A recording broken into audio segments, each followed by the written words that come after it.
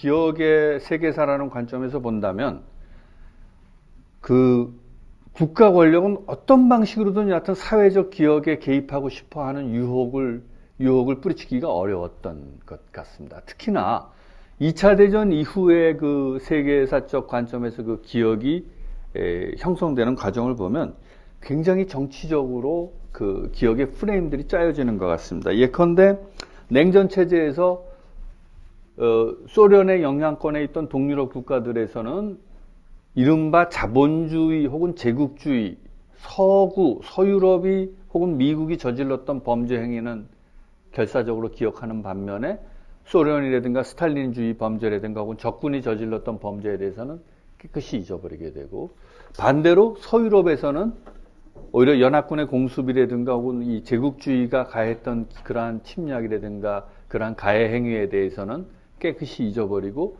소련이라든가 그 적군이 스탈린주의의 범죄에 대해서만 일방적으로 기억하는, 말하자면 기억의 그 지형 자체가 냉전 시대의 국제 정치의 틀에서부터 자유롭지 못했고, 국가라는 하나의 역사적 행위자들은 그런 방식으로 한 사회가 2차 대전의 비극을 기억하는 그러한 어떤 프레임을 짜는데 개입했었던 것으로 생각이 됩니다.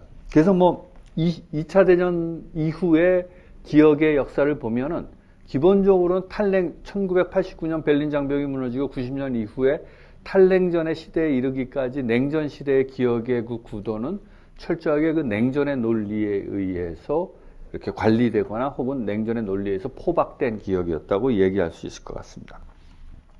뭐 그런 관점에서 본다면 사실은 지난 12월 달에 12월 28일 날 일본군 성노예 문제, 일본군 위안부 문제에 대해서 불가역적 해결을 표방한 이 합의도 그러한 국가가, 한국과 일본의 국가 권력이 현재 동아시아의 트랜스내셔널한 공간에서 만들어지고 있는 기억에 개입하고자 하는 어떤 그러한 욕망의 한 표현이 아니었는가 이렇게 생각이 됩니다. 최근에 그와 같은 학교라든가 어린아이들이 과거사를 기억하는 방식에 대한 연구들을 보면 그 과거사를 기억할 때 가장 중요한 것이 이 친구들이, 어린아이들이 혹은 청소년들이 학교에서 배웠던 역사 지식이 특정한, 과거에 대한 특정한 기억을 유도하게끔 만드는 그러한 사례라는 것들을 보여줍니다. 이건 동아시아에서 나온 사례는 아니고 사실 러시아에서,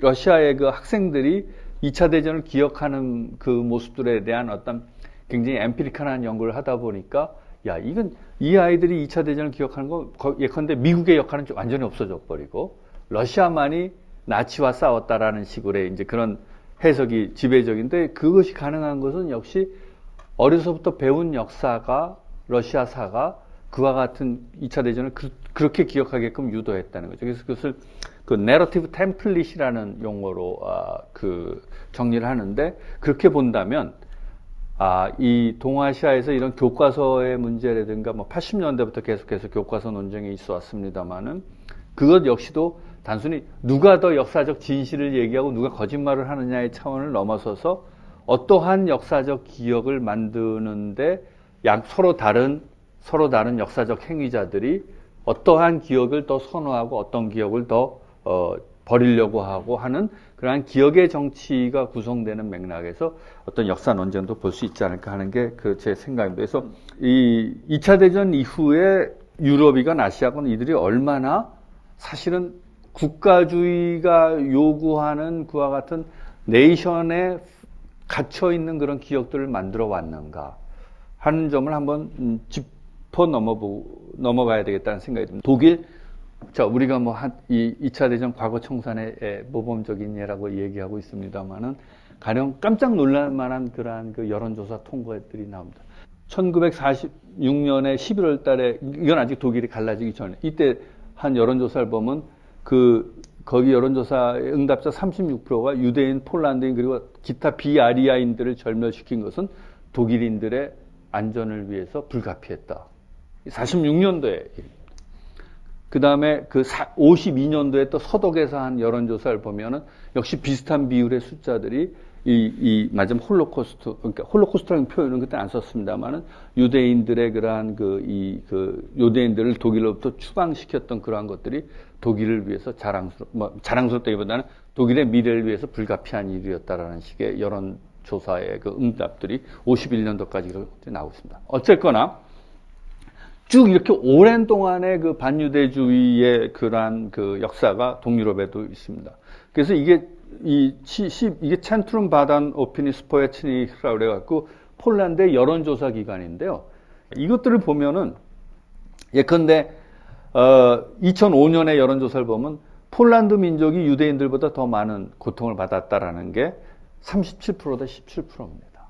그러니까 홀로코스트에 대해서 이미 다 알고 2005년이면 2000년도에 그 얀 그로스가 그 네이버즈라는 책을 통해서 예드바브네라는 폴란드의 작은 시골에서 유대인들을 몰살한 것은 나치가 아니라 같은 동네 살던 폴란드인 이웃들이 유대인을 학살했다라는 그러한 것들이 이미 저작으로 나오고 텔레비에서 다큐멘터리 필름도 하고 전 폴란드 사회가 거의 매일 하루도 빠짐없이 예드바브네 논쟁을 해서 우리 폴란드인들이 유대인을 많이 죽였다는 것을 알고 있음에도 불구하고 여론조사를 보면은 여전히 2005년도에도 우리 폴란드인의 고통이 유대인들보다 많았다. 뭐, 혹은 얼버무려갖고 이제 다양한 사람들이 고통을 받았다. 뭐 이런 겁니다. 그리고 1999년대 이 여론조사를 보면은 카틴이라는 카틴이라는 숲속에서 폴란드인 젊은 장교들이 러시아 엔카 부대 스탈린의 비밀 경찰에 대해서 학살당했던 그 사건은 10%가 더 비극적인 사건인데 홀로코스트는 불과 2%밖에 안 됩니다. 그러니까 이 이야기는 뭐냐면 전후 세대 혹은 전쟁을 겪었지 않았던 세대들이 그 홀로코스트라든가 2차 대전을 기억하는 것은 결국은 어떠한 역사교육을 받았느냐, 2차 대전에 대해서 어떠한 역사를 배웠느냐에 따라서 이 기억하는 방식이 달라진다는 걸 잘 보여주는 예라고 볼 수 있습니다.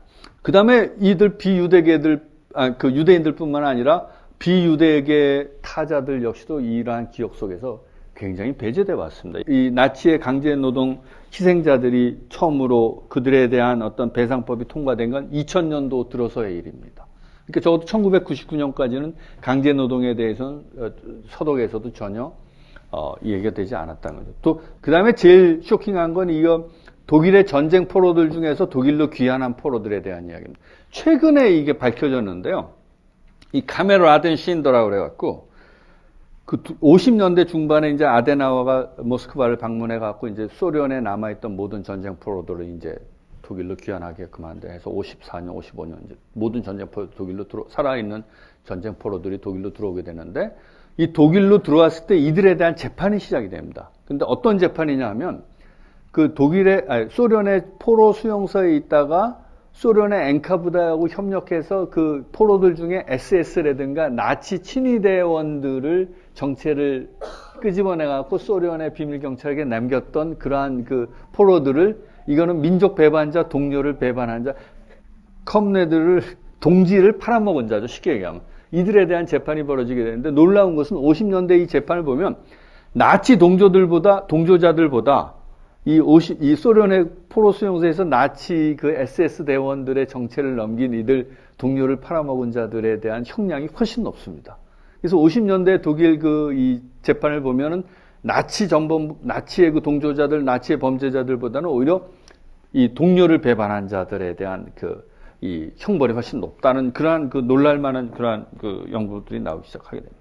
어쨌거나 이렇게 끊임없이 그 기억 속에서는 국가가 주도했던 혹은 시민사회가 주도했던 그 희생자들의 기억을 내셔널라이즈하는 가장 최근의 예는 저는 9.11 끝나고 나서 9.11 희생자들을 추모하는 부시의 연설을 보면은 사실은 9.11 쌍둥이 빌딩에서 희생자의 3분의 1은 미국인이 아니었지 않습니까? 거기에 웨이터라든가 청소부라든가 이런 걸로 하는 사람들은 사실 불법 이민자들이라든가 미국 국적을 갖지 못한 3분의 1의 불법 이민자들 그룹들이 있었는데 부시의 9.12 희생자에 대한 연설은 이것이 어떻게 아메리카에 대한 공격이고 우리 미국민들이 여기 희생을 당했는가 하면서 끊임없이 이와 같은 중요한 기억의 이슈가 되는 문제들이 나올 때마다 끊임없이 이렇게 네이션의 경계 안에 그 기억들을 회수시키려는 노력들이 여러 가지 방면에서 이루어지고 있다는 것들을 얘기 드릴 수 있을 것 같습니다.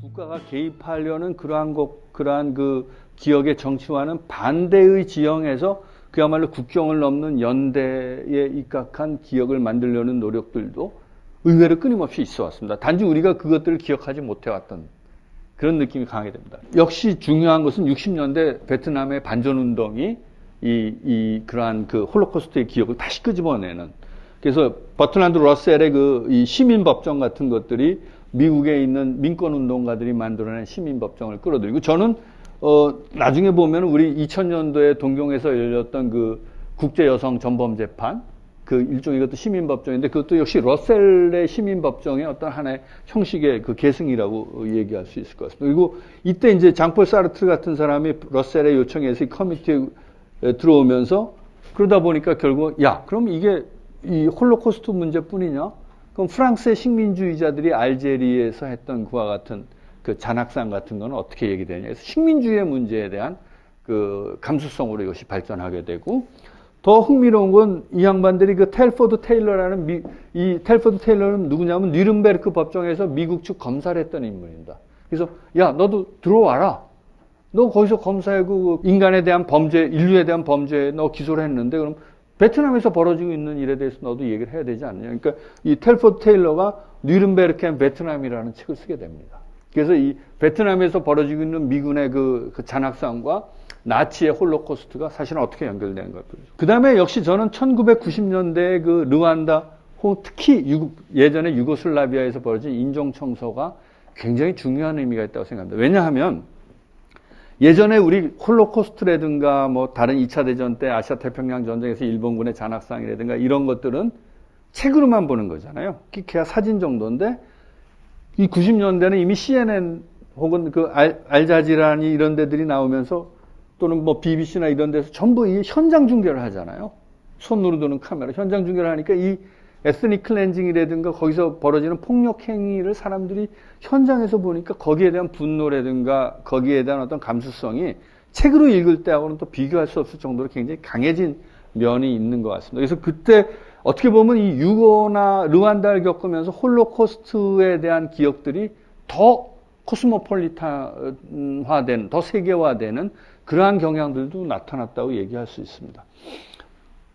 그래서 사실은 어떻게 보면 이 군 위안부 문제가 세계적인 이슈가 된 거는 저는 유고슬라비아에서 그 특히 보스니아계 이슬람 여성들에 대한 그 세르비아 내셔널리스트들의 그 집단적인 성폭력의 문제 같은 것들이 국제적인 이슈가 되고, 오히려 그것들이 국제적인 이슈가 되면서 유럽에서 그러면은 그 거꾸로 거슬러 올라가서 일본군의 그 성노예등 군 위안부 문제가 더 어떤 중요한 어떤 그 감수성을 부여받고, 그러면서 이것이 군 위안부 문제가 더 국제화된 측면도 있다고 생각이 됩니다. 그 다음에 이런 것들은 역시 이 글로벌리제 지구화가 되면서 저희들 그 기억 연구자들은 인터널 글로벌리제이션이라는 표현을 쓰는데요.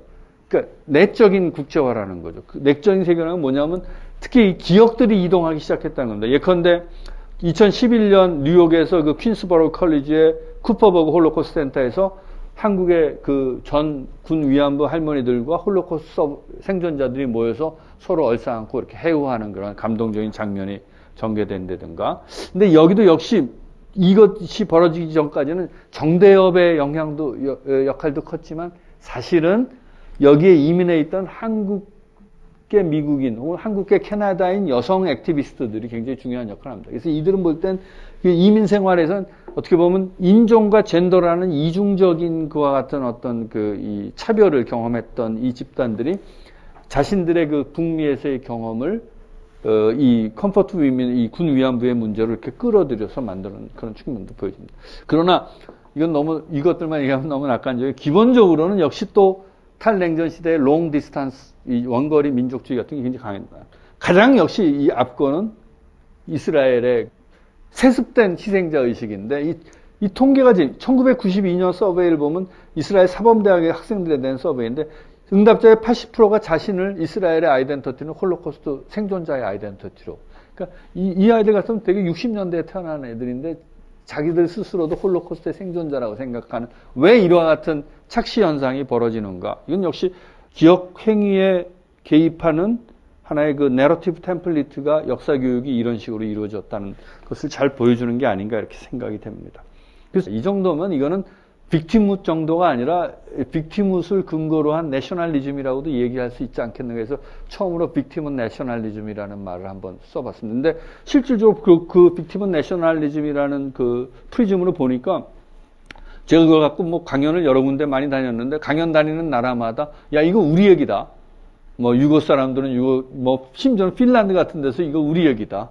그러니까 실제로 그렇게 보면 2차 대전 이후에 그 기억들이 사회적으로 만들어진 기억들이 자신을 희생자로 이렇게 자리매김하고 그럼으로써 자신들을 정당화시키는 그와 같은 어떤 사회적 기억들이 만들어지는 것들을 볼 수 있습니다. 이러한 굉장히 복잡한 요소들이 현재 기억의 정치를 기억의 지형을 만드는 데 작동하고 있기 때문에 사실 국가가 아무리 길을 쓰고 기억을 자기네가 기억의 정치에 개입하고 이러한 기억을 만들겠다고 해서 그것이 결코 이루어질 수 없다는 겁니다. 그러니까 어떻게 보면 이게 굉장히 위험한 거고 저는 지금 더 위험한 건 사실은 국사교과서, 국정교과서보다도 세계사 교과서를 지금 아무한테도 얘기 안 하고 만들고 있는데요.